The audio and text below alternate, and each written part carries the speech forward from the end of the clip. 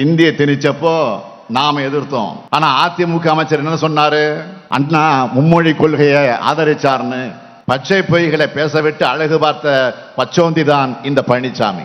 மும்மொழி கொள்கையை ஆதரித்தவர் அண்ணாதுரை. அதுக்கு பச்சோந்தி பொய் பேசாதங்கிற. நீ முதல்ல போயிட்டு புஸ்தகத்தை படிக்கிறதுல, அறிக்கையை படிக்கிறதுல உங்கள் அண்ணாதுரை என்ன பேசினாருங்கிறது ஒன்றும் தெரியாது. 1967 ஏப்ரல் மாதம் கனையாளிங்கிற பத்திரிகைக்கு உங்கள் அண்ணாதுரை ஒரு பேட்டி கொடுத்துருக்காரு. முதலமைச்சரான 3வது மாதம் உங்கள் அண்ணாதுரை பேட்டி கொடுத்துருக்காரு. அந்த பேட்டியில் என்ன சொல்லியிருக்காரு? மற்ற மாநிலங்கள் எல்லாம் ஒத்துக்கிட்டா நானும் மும்மொழி கொள்கையை ஆதரிக்க தயார்னு எழுதினாரா இல்லையான்னு உங்கள் முரசொலி பத்திரிகையில் சொல்லி கனையாளி பத்திரிகையை வாங்கி 1965 ஆரம்பிக்கப்பட்டது அந்த பத்திரிகை.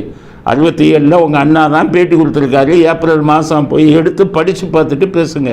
அதுக்குள்ளே பச்சோந்தியாகி தான். உண்மையான பச்சோந்தியே நீங்கள் தானே.